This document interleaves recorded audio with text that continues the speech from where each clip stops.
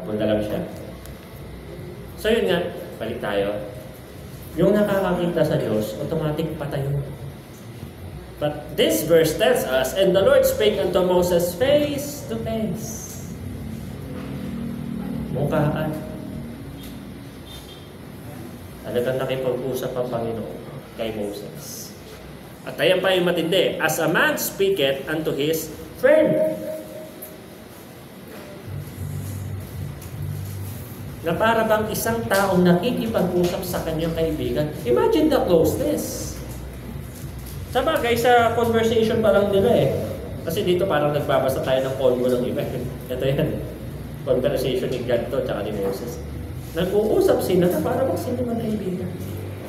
Kaya nga, lakas ng loob ni Moses. Pero mo, Diyos yung kausap mo, sabihin mo, di wag na lang.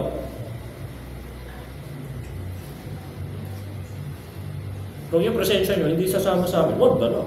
Pero mo, sabihin mo yung Diyos ng gano'n. Pero pinapakita nito yung intimacy ng kanilang relationship.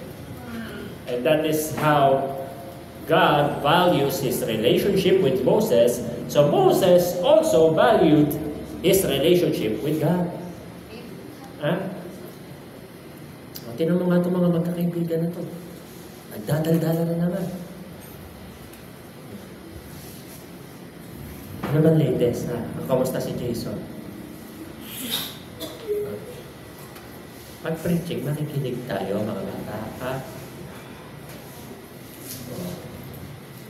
Okay, mamaya na yan. Sige. Nung na-build na relationship ni God at saka ni Moses, hindi po basta-basta eh. So, ibig sabihin, Pastor, sinasabi mo na close si Moses at si God. Ikaw ba, kaya mo sabihan si Lord? Pinag-pray ko, kaya, hindi mo. Kaya mo yun. Hindi ka kidlatan dyan bigla. Pero si Moses, ang lakas ng loob niyang sabihin yun. Why? Dahil minamaliit niya ang Panginoon? Hindi po. Kasi, through the years, they trust, they build.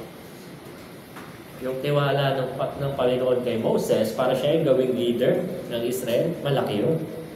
Pero yung tiwala din naman ni Moses na ipag-pray yung maraming bagay sa Panginoon at tanggapin yung calling na mag-lead sa Israel, malaki rin naman bagay. So these two trust each other really well. Ngayon, kung tatanungin ko naman tayo, sa relationship po kay Lord, do you think you trust each other really well? I'm not saying that no, kasi ikaw nakakaalam niya. But let me ask you first, do you think God trusts you? Walang tiwala sa akin si Lord, Pastor. Kasi hanggang ngayon, yung pinapagkatiwala niya sa akin pera, konti lang. Kaya tanong, dapat katiwalaan ka ba sa maliit?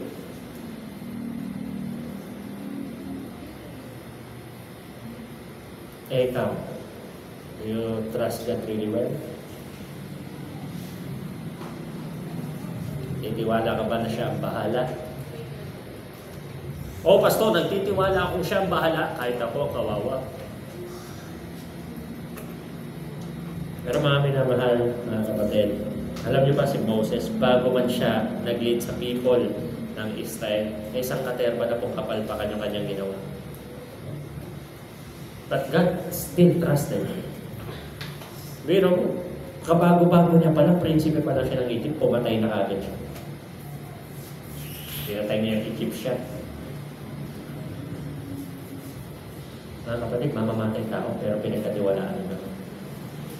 Ikaw pa na wala pang napapatay, kundi mga insekto.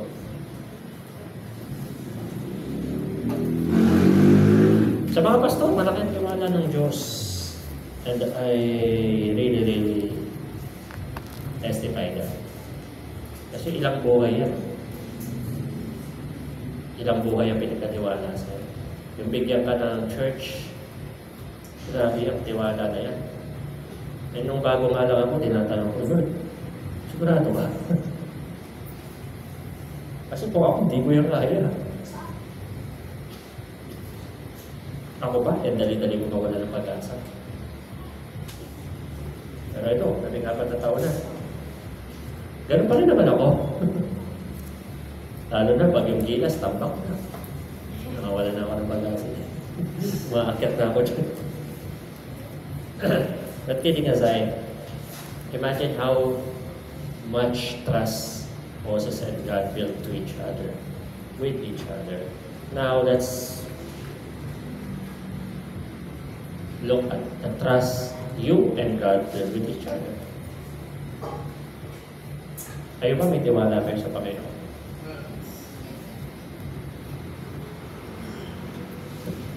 Siya kaya may tiwala sa iyo? Pag natuloy yung gawain sa Batangas, may tiwala sa iyo? Pag hindi, wala. Pero pag natuloy, isipin mo, pinagkatiwalaan ka. Eh, ikaw mismo, alam mo sa sarili mo, hindi ka katiwa-tiwala eh. Kaya yung sinasabi ko, itong mga mag-jowa na to, sinasabi ko, malay na may gawain kayo. Parang itong kayo tawagin sa people. O, sa UK. Ito. Sabihin. Grabe ka naman. Taiwan yung sasabihin ko eh. Minsan may mga bala kayo na hindi nyo sinasabi, pero naririnig-rinig ko lang. Pero always support lang naman tayo. O, di naman si Shaira nung umalis. Support lang naman tayo. Malungkot, pero support lang tayo. Nagpe-pray natin na maging okay siya. Kasi kayo kung may gusto kayo, kasi mag-a-upload ako. Wag, Brad, wag. No, I won't do that. Kasi kung sa tingin mo, yan ang kabutihan at kalooban sa'yo, bakit kita hahandakan? Bakit kita pipigilan? Kaya nung kinausap ako ni Brother Josh, sabi niya, kasi inaalala din namin yung church. Sabi siya kanya, huwag kong isipin yung church ng Panginoon ko, siya bahala dito. Pero yung gawain sa Batangas, pagkakataon mo yun, para pagkatiwalaan natin. If I will be selfish, hindi mo papaalis yun. Dito tights mo. Pero bakit yun ang uunahin ko? Kaya ang uunahin ko, yun doon. Doon kayo. Magsarili kayo. Bakit? Kasi may mga tao doon na maliligtas sa pamamagitan nila. So, hindi ba mas dakila yung kaysa sa ilang libong piso? Hindi na tayo mag-iisip na doon kailangan ng pera eh. Pero hindi tayo mag-iisip ng maraming pera. Kasi basta ginawa natin ang gawain, ang pera, ang Diyos ang bahala dyan.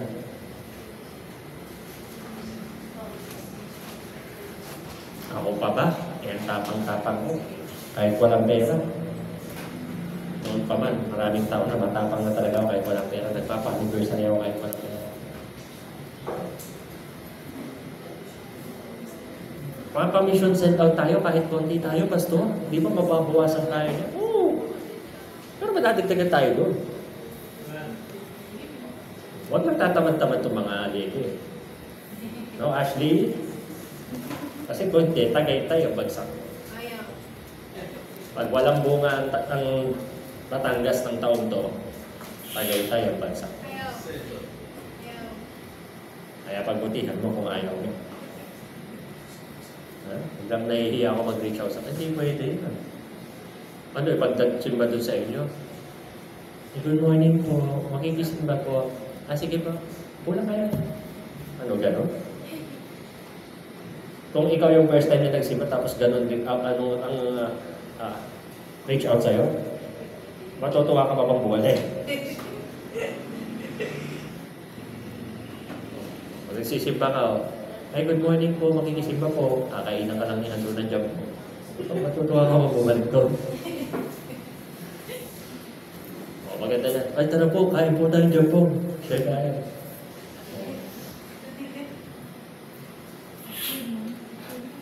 Alam nyo, minsan, sobrang busy natin, nakakalimutan natin, may naneneglect tayo. Naneneglect natin yung relasyon natin sa Diyos. Without realizing na yun yung pinakamahalagang relasyon na meron tayo sa buhay. Kasi maraming mahalagang relasyon eh. Family mo, bebe mo, friends mo, workmates mo, kasama mo ng pets mo. Ilang relasyon yan, no? Pero hindi ka nagpapabaya. Tapos yung pinaka-importante, papapabaya. Kaya ka nga mayroong relasyon sa Diyos para ang Diyos sa bahala mga alaga sa mga pinapahalagan mo. But imagine the trust they build with each other. Pinapahalagahan ni Moses yung mga tao, kaya nakipag-bargain siya. Yes. Pinapahalagahan ni Moses yung promise na dahil yun ang pinangako ng Panginoon. Pero nawala ng halaga yun nung sinabi ni Moses sa Panginoon. Kung hindi kayo kasama, wag na lang. There are some things that important to Moses, but without that, he felt that everything doesn't matter. Parang yung kantang sandibutan. Everything means nothing. Parang gano'n.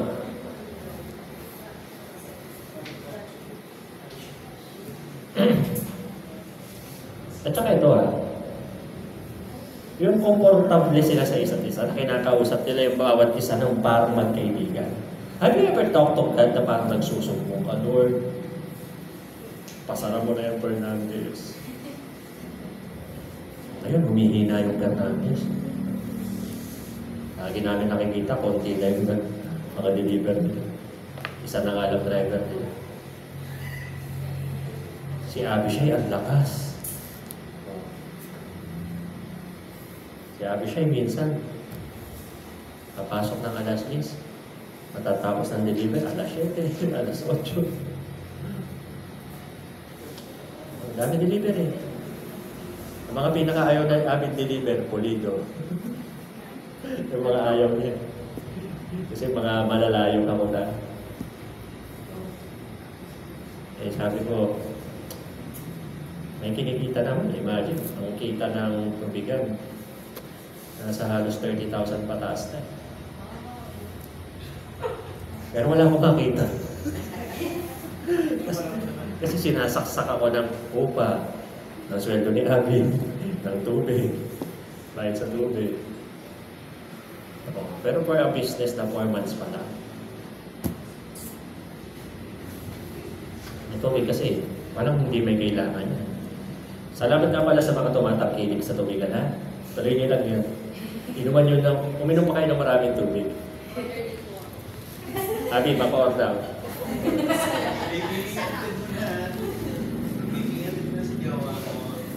Deliver ka daw baka-or.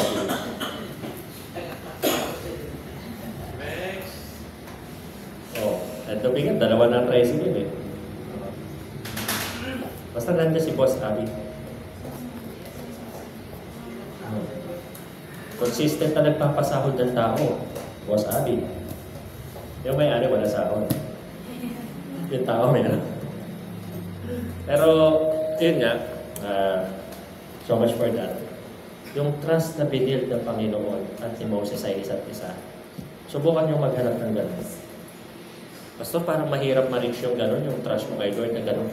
Kung sasabihin mo ba si Lord ng wag na lang? Ang tanong, kinakausap ko pa. Pag may problema. Dapat may problema kay wala, yung kausap natin sa Diyos, pareho. Alam niyo, araw-araw pinagpipray kayo. Lord, tingnan mo yung mga kapatid. Kahit almusal, tanghalian, hapunan, kasama kayo sa panalangin. Pero hindi ko na sinasama, sana may almusal din sila. Hindi na yun. Ingatan na lang kayo. Ako nga, di ko nga alam kung nasasama niyo ako sa panalangin sa araw-araw. Pero ako sinasama ko yan. Kahit sa tubigan, kakain lang kami. Ingatan niyo po yung mga loved ones namin, maging ang mga kapatiran. Kasama kayo. Ayaw kayo makakabalita ako, Pastor. Tulungan niyo ako, na-aksidente ako, bla bla bla. Nakakalungkot yun. At ito pa, yung times with each other. Yung panahon na naubos at dumaan sa pagsasama ng Diyos at ng Moses. Yung relationship nila, they were tested by time. Moses prayed a lot of prayer and God showed a lot of miracles through Moses. Eh, Pastor, wala pa naman miracle ako nararanasan kay Lord eh. Well, that's your problem. Kasi as long as mananampalataya ka, imposible hindi ka nakaranas ng himala mula sa Diyos. Eh, ilang na-save ka, himala yun. Pero mo ilang milyon yung tao sa mundo, nasama ka. Hindi ba naman Himalayos? Sabihin na natin, ilan ang populasyon ng Pilipinas? Ilan ang populasyon ng Region 4? Ilan ang populasyon ng Cavite? Ilan ang populasyon ng GMA? Tapos kasama ka. O, hindi ba yung malayo? O. Just examine your body and you'll see a lot of wonders that God made. Hirap na hirap ang medicine na gayahin ang creation ng Diyos. Meron ng may pinapanood kasi akong K-drama ngayon. Yung tungkol sa doktor. Sabi pala, ang hirap. Pagka medyo napunit yung mo rito, pagka opera ka yung doktor, minsan nag-aaway pa yung mga doktor. Bawat organ natin, konti lang yung may problema dyan, apektado. Pero, pag yung brain dead ka na. Brain dead ka na, kahit gano'n nga pa. Tapos isang maliit na ugat lang. Yun lang yung parang pumutok. Pero man lakas-lakas mo, maliit na ugat lang pumutok sa'yo, or artery. Babagsak na yung baby mo. Hanggang mag-cardiac arrest ka na. Health conscious ha, binatukan lang, patay. Okay, huwag kayo nababato. Health conscious na, binatukan lang, nanlasing, patay. Totoo kaya yun? Minsan naisip ko yun. Pero yung ulo kasi natin, mahiwaga yun. Mga kapatid, yung araw-araw na buhay ka pa, himalayan.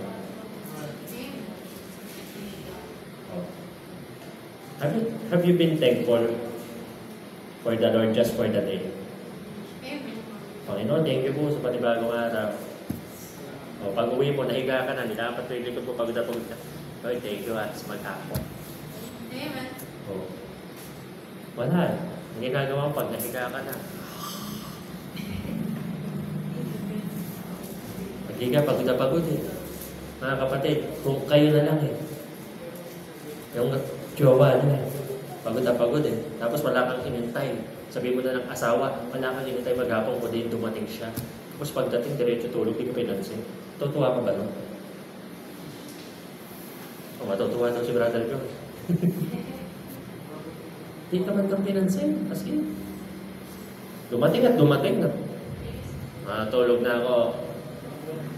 Kung minsan siguro kung pagod na pagod talaga yung bakit hindi. Pero kung araw-araw ganun, matutuwa ka? Moses values his relationship. Diyan unang mararamdaman ng Panginoon yung importansya niya. Pag ipinaramdam natin na yung relasyon natin sa Kanya ay mahalaga sa atin. At hindi po yan sinasabi, ginagawa yan. Next, Moses validates the reality of God. Bakit validate the reality of God? Siya mismo yung nagpatotoo kung gaano katotoo ang Diyos, hindi lang sa kanyang buhay, kundi sa mga tao na kasama niya. Tingnan niyo sa verse 12, and Moses said unto the Lord, See, thou sayest unto me, bring up these people, and thou hast not let me know whom thou wilt send me. Yet thou hast said, I know thee by name, and thou hast also found grace in my sight. Para sabihin ng Panginoon na, I know thee by name, kilala kita sa pangalan. Madali naman malaman ang pangalan. So, oo. Pero para ang isang Diyos na may likha ng langit at lupa. Sino rito sa tingin nyo yung kilala ni Bongbong sa pangalan? Malabo, di ba? But God knows Moses by name. Baka nga kahit si Maricel, hindi ka kilala eh. Sabihin ba ni Maricel sa akin, yun, si Abishai, Boss Abishai, takot ako dun eh. Sabihin ba yun, no? Hindi. Si Konsehal na lang. Sabihin natin si Inday Manala. Baka kahit yun, hindi ka kilala. Subukan nyo lumabas dyan at ipagtanong nyo, kilala nyo si Pastor Velasco? Hindi rin ako kilala dyan. Pero pag sinabi nyo, kilala nyo si Waterboy? Yeah. Kilala. Lalo na doon sa may sa tubigan. Pero si Moses, kilala siya ng Panginoon. By name. Ano pinapakita niya? Familiarity. And Moses validates God's reality of what God can do. Sinabi niya, ito yung kaya mong gawin. At alam kong kaya mo kaming dalahin doon. Pero kung nandun kami, tapos wala ka, ayaw ko na. It's also a matter of choice. Eh. O, sige, promise land kayo. Doon kayo. Okay na kayo doon. Yun ang lugar na pinangako ko sa inyo. Pero ayaw ni Moses tumuloy kasi alam niya, galitan Diyos. Masama ang loob ng Panginoon. At ayaw ni Moses tumuloy ng galit. Ha? Tignan nyo ha, pag si Moses, hindi sila okay ni Lord. Gumagawa siya ng para ayusin nila. O ngayon, tatanungin ko kayo ba ni Lord ay okay? Ayos ba kayo ni Lord today? Oo, Pastor, kaya ako nandito kasi good job ka dyan. Is okay kayo ni Lord? Magkasundo kayo ngayon? Wala ka bang atraso kay Lord? Wala bang atraso kay Lord? Wala? Sinong wala? Wala bang atraso? O sinong meron? Tayo, marami atraso. Oo, sa first fruit ka na. Ang dami natin atraso kay Lord. Eh, yung iba pang atraso natin. Pero buti na lang, ang Diyos, hindi siya pag galit siya, hindi ka nakakausapin, hindi ka napapansinin. Hindi siya gagawa ng pabot na kahit ano sa'yo. Hindi siya gano'n. Eh tayo tao gano'n. Diba? Wala ka namang galit na sa'yo. O ito, share ko lang yung story na ito. Nung nakaraang linggo, yung paresan sa tabi namin, order sa amin ng tubig lagi yun. Eh nung one time, order siya, wala ako. Pero bumalik naman ako kagad. Hindi siya naka-order. Ang ginawa niya, umorder kay Fernandez. Eh nakita siya ni Abby. Nagalit si Abby. Di nakukuha sa atin niya kahit kailan. Huwag nang pakuhain niya. Ayun, ilang kuha din siya kay Fernandez. Siguro 3, 4, ewan ko. Pero, itong kahapon yata o nung isang araw, lumapit na naman sa akin. Bumibili ng tubig. Siguro sa isip ko, wala ka naman pala kay Fernandez. No? Pumunti yung customer ko, nandiyan na tubig mo. Binigyan ko, nang hindi alam ni Abby. Ayan, alam niya na. Maganda ako, maganda. Kasi lumapit sa akin. Lumapit eh. Kaya ako naman, syempre, pag benta, wala akong pakailam. Yung patay, gutom na ako po. Hindi na nalito ako. Hindi nga ako. Kasi siya may sweldo, ako wala. Sige. Tapos, nung bumili siya, binigyan ko. Tapos, hindi okay na siya. Pero sa isip-isip ko, tingnan mo, ayaw ko pa dito nung una. Sabi ka rin pala babalik.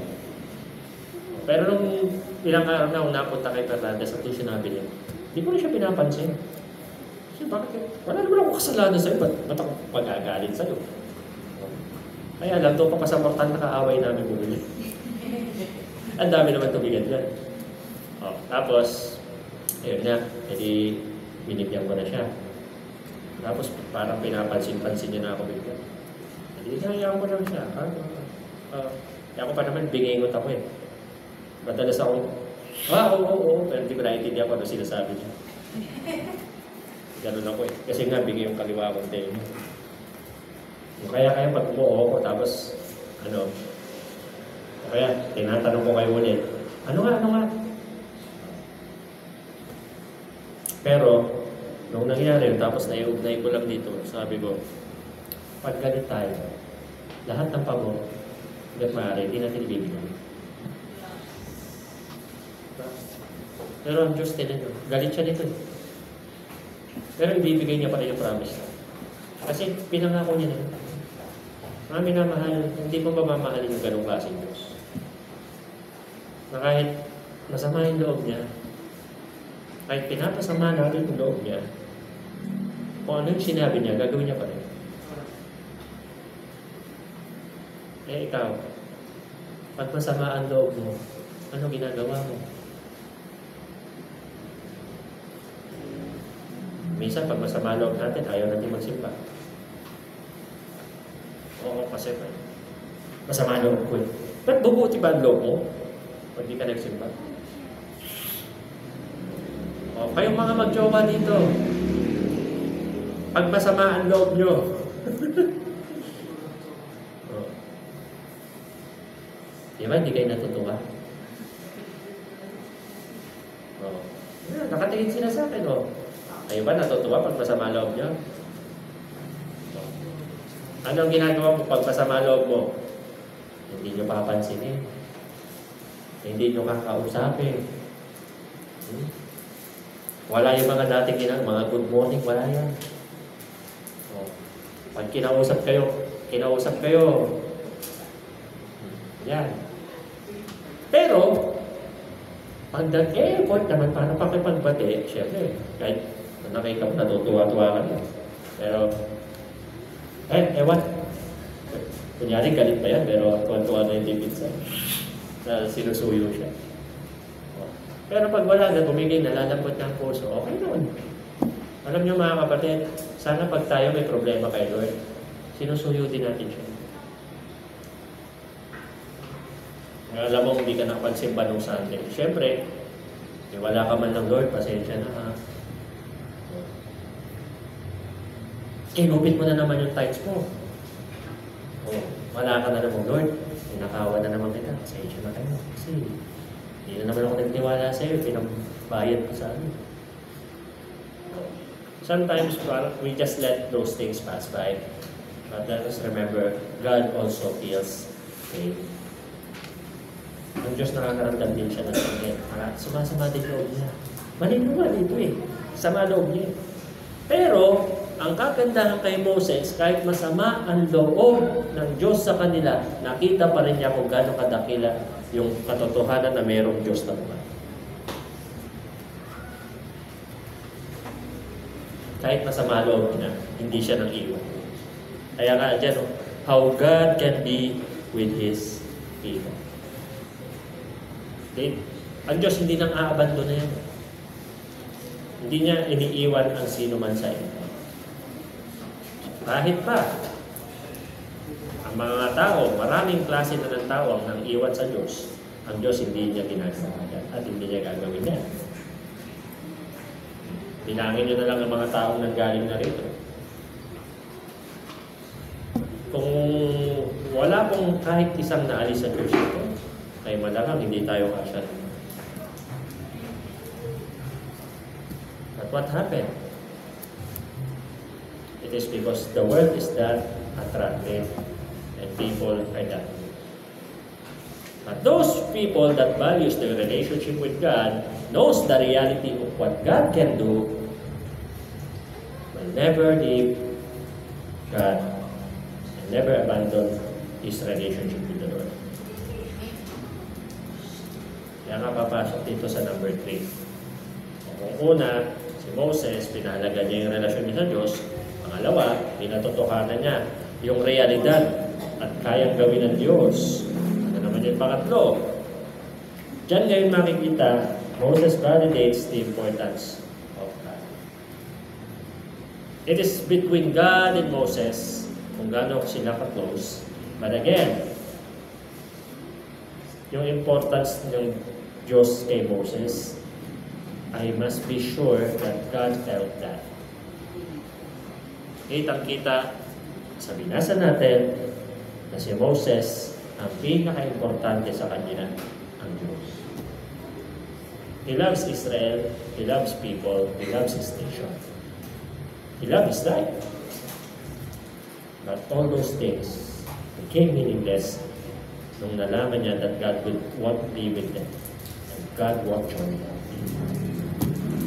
Kaya nga, sabi sa 15, yung binasa natin, if thy presence go not with me, carry us not up thence. Kung hindi kasama ang presensya mo, Panginoon, huwag mo na lang kakitan. Tignan nyo pa, sabi niya, carry us. Sabi niya, wag mo na lang kaming dalahin doon. Because Moses also knows the importance of God pag nawala siya doon sa mga tao. Pwede naman niyang sinabi, carry me not up. Pero ang sinabi niya, carry us, not up. Because alam ni Moses na kung pupunta ang mga tao doon, ang Israel doon, tapos wala ang presence ni Lord doon, patay sila doon. Ganong katindi ang importansya ng Diyos para kay Moses. Aside from the benefit, but the relation. Now, tignan nyo, the nothingness without His presence. In verse 16. Tignan nyo. For wherein shall it be known here that I and thy people have found grace in thy sight? Is it not in that thou goest with us?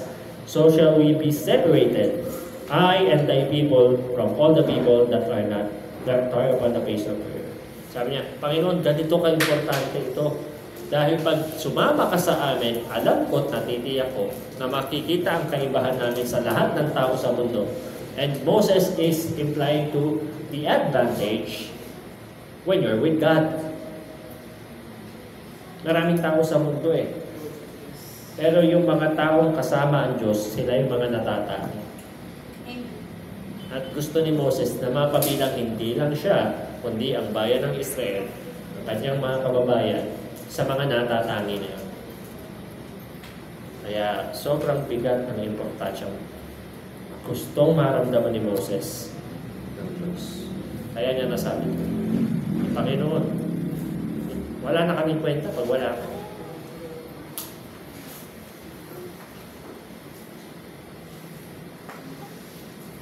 Ngayon, testingin natin ang importansya ni Lord sa iyo. Testingin natin. Kasi si Lord, kilala siya na hinihingi niya minsan yung importante. Paano ko nasabi yan? O, sa story ni Abraham at ni Isaac. Diba nag-iisa si Isaac? Pero hinihingi ni Lord. Ang tanong, kinuha ba? Diba hindi naman kinuha? Kay Joseph. Yung Joseph na asawa ni Mary, ha? Biro mo, yung girlfriend mo nabuntis. Tapos wala pa naman kayong ginagawa.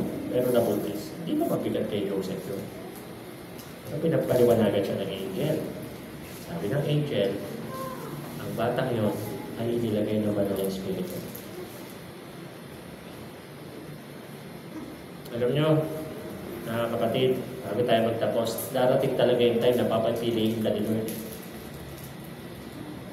sa kung ano yung importante. Kasi gusto maramdaman ni Lord yung word niya sa'yo. Pakita niyo naman. Paano mapipil ni Lord yung word niya? Kung simpleng Sunday natin, hindi natin magbigay ng buo. Kanina, late na naman nagsimula. At yung iba dito, palit na naman kayo ng palit. Ano na naman nangyayari? Hanggang kailan pa tayo ganyan? Pastor, galit ka ba sa akin? Hindi. Hindi ko gagalit sa'yo. Pero bilang Pastor Joe, trabaho kong sandihan kayo. Dati kaya niya nang magmaaga eh. Kung nalilate na naman. Naunahan pa kayo ng taga-Bacoor. Pero late din siya.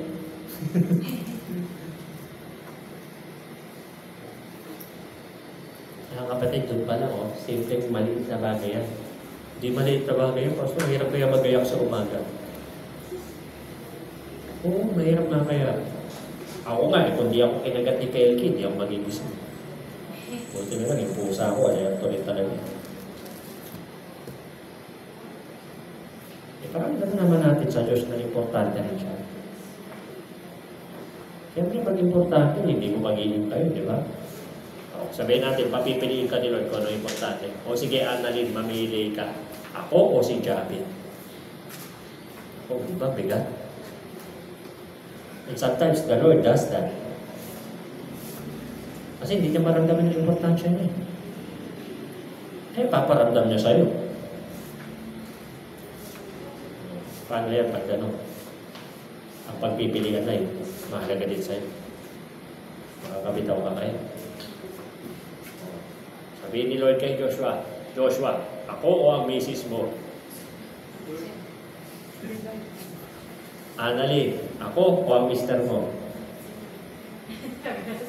Joshua, ako o si Jabil? Annalyn, ako o si Jabil? Patay. Nananay talaga eh, no? Mas ano talaga sila eh. Pero mga kapatid, ako na nagsasabi po sa inyo, ang Diyos narunulog ka. Huwag mong intayin, subukan ka sa mabigat. Ipasa mo na kagad yung maga. Ano na lang kung ang ganda-ganda ng karir mo. Promising ka na maganda ang karir mo. Tapos bigla ka na-diagnose na may cancer stage 4. Paano ka na? Ano ngayon ang karir mo? O kaya, ang sarap-sarap ng kain mo. O, na-detect rin na may kidney problem ka na. Patis ka pa ng patis kahit adobo ulam.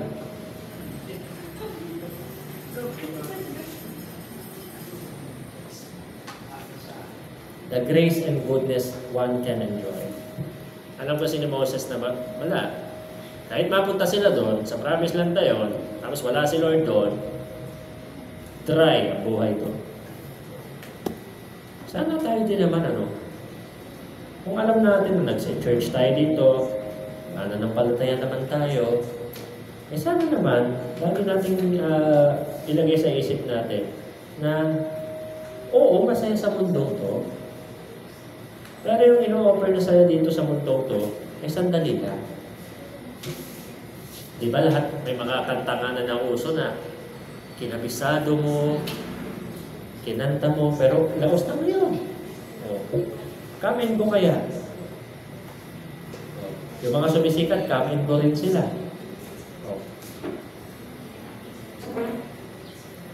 Ngayon, tuwa-tuwa kayo sa bini.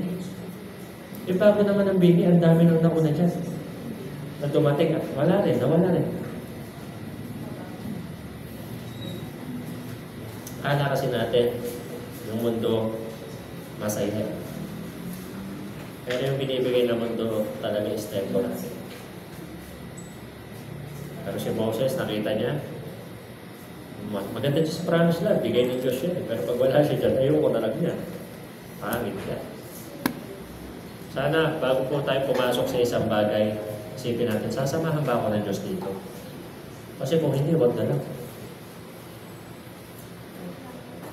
Magpe-pray ka, Lord, alam kong mahal mo ako.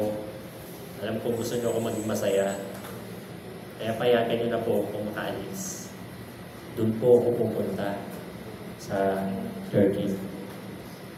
Ganda po kasi yung trabaho ko doon. Malaki po kita ko doon, tsaka maganda po yung lugar na yun. Wala ka man lang binanggit na kahit tungkol sa inyo. Huwag ka mag-alala, Lord, hindi kita pababayaan. Nahanap po ako ng church doon. Mabuti sana akong gano'n. Pero kung dasal mo is puro kabig sa'yo, wala man lang. Di ba sa relasyon, it takes two. Tutan ko. Ano bang gusto niyong relasyon? Give and take or take and take? Sige, sa mga magjowa, tanungin lang natin. Sino sa mga magjowa dito ang naniniwala na ang dapat magbayad pag kumain sa labas ay lalaki lang? Asa ka man? Ashley, ikaw?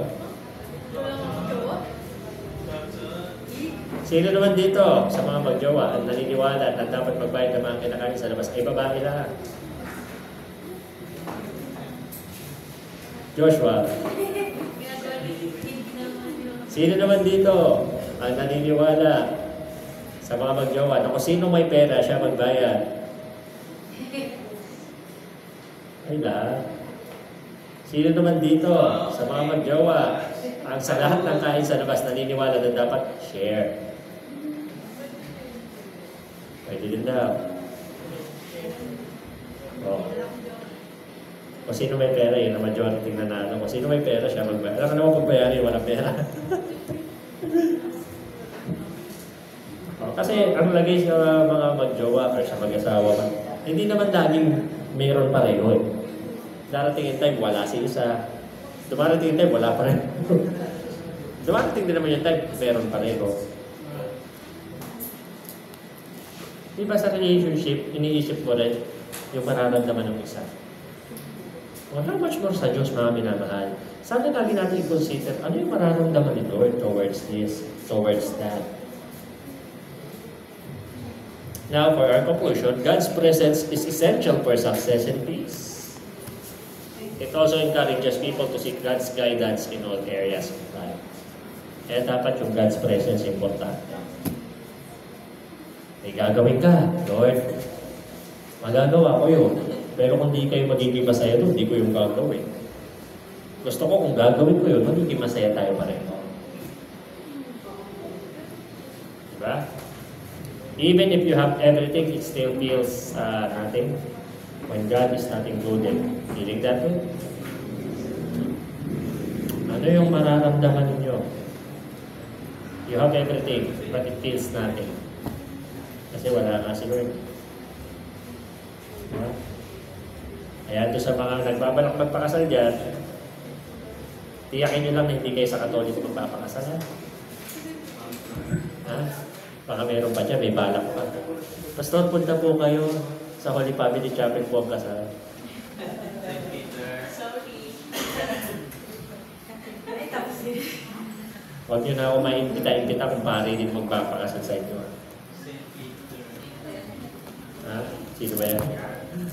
O kaya, Pastor, civil wedding lang po sa munisipyo. O yan, siguro pwede pa.